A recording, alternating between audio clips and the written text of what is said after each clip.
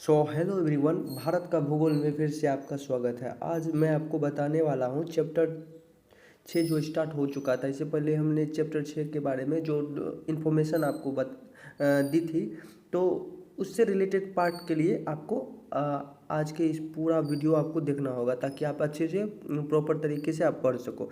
तो अब ये समझना कि जो चैप्टर 6 जो है उसमें आपको हमने बताया था लास्ट टाइम, जो इससे पहले वाला जो नेक्स्ट वीडियो अपलोड हुआ था, तो उसमें आपको बताया गया था उष्णकटिबंधीय सदाहरित वन यानी ट्रॉपिकल एवरग्रीन फॉरेस्ट के बारे में। तो ये आपका हमने कंप्लीट कराया था। आज का टॉपिक आपके लिए रहेगा उष्णकटिबंधीय। यहाँ पे समझना, आपको वन कंप्लीट करा दी थी हमने, करा दिया था हमने। अब देखो उष्णकटिबंधीय आर्द्र मानसूनी पर्णपाती वन यानी ट्रॉपिकल मॉइस्ट डेसिडस फॉरेस्ट।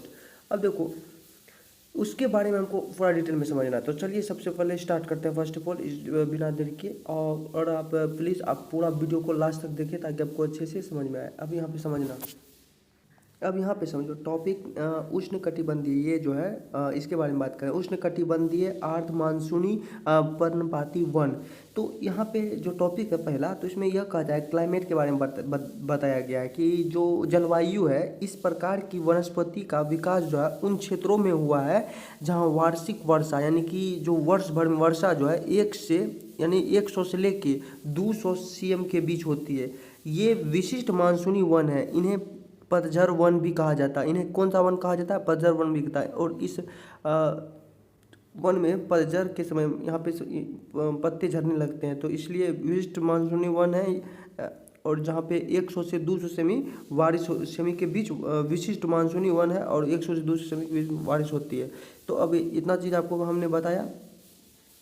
और यहाँ देखो, यहाँ देखो, यहाँ आर्द्रता बहुत अधिक नहीं रहती है। यहाँ तापमान लगभग 27 डिग्री सेंटीग्रेड रहता है, और यहाँ औसत सापेक्षिक आर्द्रता लगभग 60% के आसपास होती है।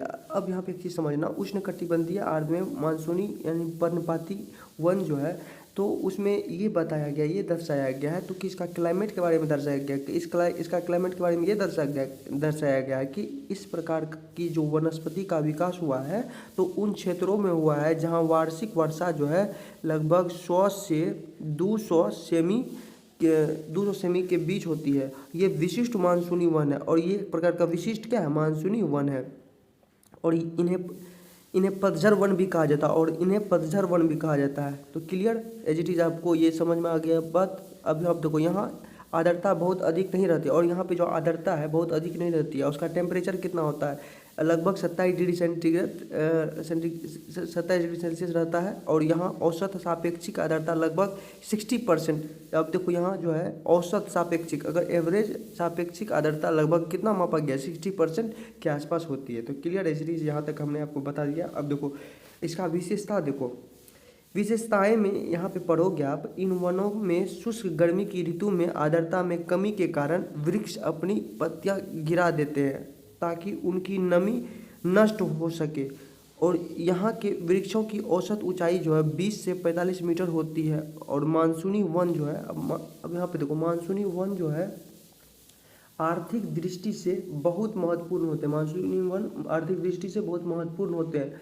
इनकी लकड़ियों का उपयोग जो है फर्नीचर बनाने एवं रेलवे स्लीपर बनाने के काम में किया जाता है। तो आपको आई होप ये समझ में आ चुका है। रेलवे का जो स्लीपर बोगी सब होता है, उसमें जो फर्नीचर का यूज किया जाता है, तो वो इसी लकड़ी की सहायता से किया जाता है। तो एज इट इज़ हमने ये भी आपको बता दिया इसकी क्या क्या इस वन में, इसका क्लाइमेट में। और यहाँ पे जो पौधे होते थे, बड़े बड़े पेड़ पौधे, तो लगभग 20 से 45 मीटर लंबे होते थे। और उसका उपयोग भी बताया हमने आपको कि किस तरह से इसके रेलवे के बोगी आदि में इसका उपयोग किया जाता है। तो ये आपका टॉपिक कंप्लीट करा दिया हमने। अब देखो दूसरा टॉपिक, मुख्य वृक्ष या वनस्पति।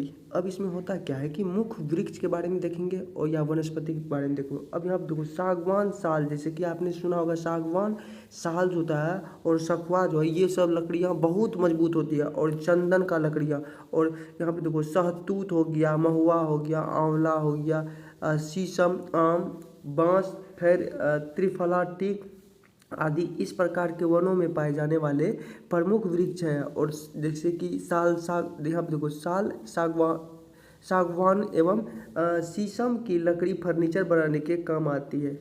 अब देखो, सागवान एवं शीशम की लकड़ी जो फर्नीचर बनाने के काम में आती है। और साल की लकड़ी का उपयोग जो है रेलवे स्लीपर, और साल का लकड़ी का उपयोग किस में करते हैं? रेलवे का स्लीपर बोगी जो होता है उसमें उपयोग करते हैं। किसका? साल की लकड़ी का उपयोग रेलवे स्लीपर बनाने में किया जाता है। तो एज इट इज़ यहाँ तक हमने आपको समझाया। आई होप ये आपको समझ में आ चुका होगा।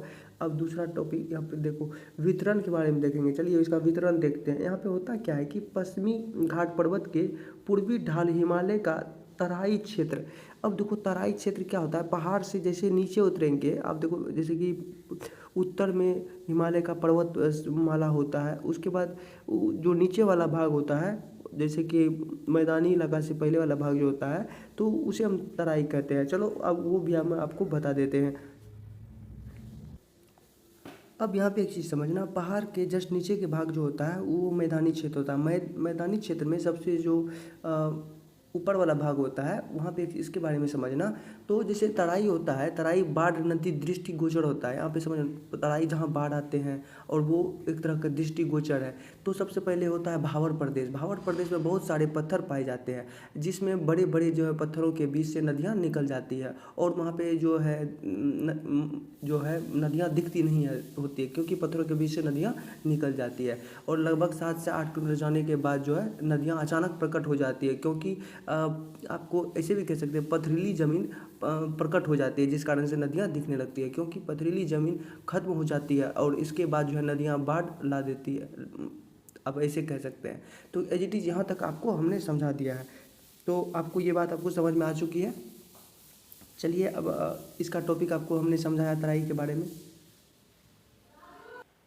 अब यहाँ पे देखो, वो आपको हमने कंप्लीट करा दिया। उष्णकटिबंधीय शुष्क मानसूनी पर्णपाती वन के बारे में देखो, इसका टॉपिक समझ लेना। सबसे पहले यहाँ पर समझो कि जलवायु, जैसे जलवायु दर्शाए गए हैं यहाँ पे। यह वनस्पति उन क्षेत्रों में पाई जाती है, यह जो वनस्पति है उन क्षेत्रों में पाई जाती है जहाँ जो है वार्षिक वर्षा जो है 50 से 100 सेंटीमीटर के बीच cm के बीच होती है, तथा तापमान लगभग 28 डिग्री सेल्सियस एवं आर्द्रता कम पाई जाती है। चलो ये आपको हमने बता दिया। अब विशेषताएं देखो, यहाँ वृक्षों की ऊंचाई जो है सामान्यतः 6 से 9 मीटर तक होती है, और वृक्ष की जड़ें काफ़ी लंबी होती है ताकि वे गहराई से जल प्राप्त कर सके। और इन प्रदेश की वृक्षों की छाल मोटी होती है तथा पत्ते भी छोटे होते हैं, ताकि वाष्पीकरण की गति को कम किया जा सके। चलिए ये भी हमने बता दिया आपको। अब मुख्य वृक्ष या वनस्पति, इन वनों में महुआ, बबूल, पलाश, तेंदू और खैर और बैर, बरगद, पीपल, नीम, खजूर आदि वृक्ष पाए जाते हैं। चलो ये भी हमने बताया इसका मुख्य वृक्ष या वनस्पति। अब मैं लास्ट बता देता हूँ वितरण के बारे में, और इसका जो अगला भाग है वीडियो का, मैं कल का वीडियो में मैं आपको बता दूंगा, ताकि वीडियो लंबा ना हो। अब यहाँ पे समझना, वितरण में इस प्रकार के वन पूर्वी राजस्थान, उत्तरी गुजरात और पश्चिमी मध्य प्रदेश, दक्षिण पश्चिम उत्तर प्रदेश, दक्षिणी पंजाब, हरियाणा एवं पश्चिमी घाट पर्वत के वरिष्ठ छाया प्रदेश आदि में पाए जाते हैं। चलिए आज का टॉपिक यहीं हम कंप्लीट कर देता हूँ। तो आई होप ये आपको समझ में आ चुका होगा। अगर ये आपको अच्छा लगा तो ज़्यादा से ज़्यादा लोगों को शेयर करें और सब्सक्राइब करें और लाइक करें, ताकि अगली वीडियो का नोटिफिकेशन आपके मन में जल्द से जल्द आए। थैंक यू, धन्यवाद, जय हिंद। फिर मिलेंगे नेक्स्ट वीडियो में, और उसमें आपको ये बताया जाएगा मरुस्थलीय वनस्पति और कटीली झाड़ियाँ के बारे में। तो चलिए आज का टॉपिक यही कंप्लीट करा देता हूँ मैं आपको, और वो आप देख लेना वीडियो और पूरा देखना, ताकि आपको अच्छे से समझ में आए, और उसको याद कर लेना है और कॉपी में उसको नोट बना लेना है, या आप व्हाट्सएप ग्रुप में ज्वाइन होकर आप नोट छपा के वहाँ पे से भी आप रिवाइज कर सकते हो।